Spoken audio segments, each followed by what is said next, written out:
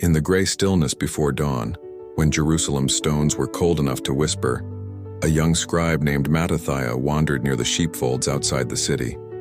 Rumors of a rabbi who spoke like the wind through cedar branches had drawn him out of his scroll-filled chamber. He expected philosophy, he expected debate. He did not expect a story that would slice through the walls he had spent years building inside himself.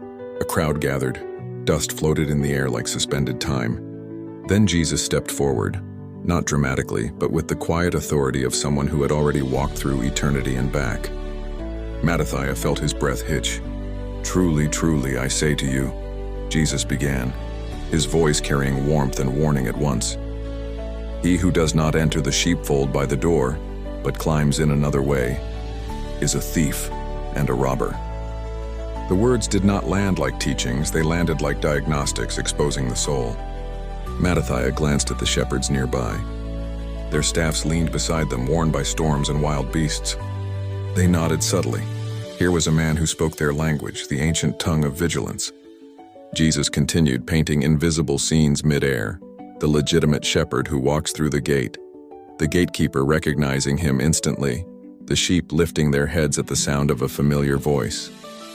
Mattathiah watched one shepherd whistle, and his flock stirred in response as if demonstrating the parable themselves. But then the rabbi's tone shifted, gently yet with a gravity that bent the moment around him. "I am the door of the sheep. I am the good shepherd. The good shepherd lays down his life for the sheep." A hush rolled across the hillside like a low wind. The temple scholars stiffened.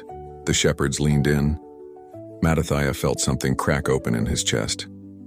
He had studied Torah his entire life, but no scroll had ever spoken like this. He saw in his mind's eye a shepherd standing between his flock and a pack of wolves. Blood on the ground, the shepherd refusing to retreat. Yet Jesus spoke as though he himself would be that shepherd, stepping into darkness to reclaim every soul hiding there. "My sheep hear my voice," Jesus said, his eyes sweeping the crowd. "I know them and they follow me." It felt to Mattathiah like those eyes saw through the layers of shame he carried. His secret doubts, his fear of never being enough, his hunger for truth that felt forbidden. And somehow, instead of condemnation, he sensed invitation. Not forced, not demanded, offered. A few Pharisees muttered accusations, madness, blasphemy, delusion.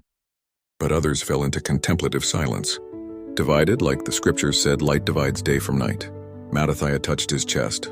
Something unfamiliar pulsed there, recognition. Not of a doctrine, but of a voice he had been trying to hear his entire life. And he knew, without Jesus saying one more word, he was one of the sheep.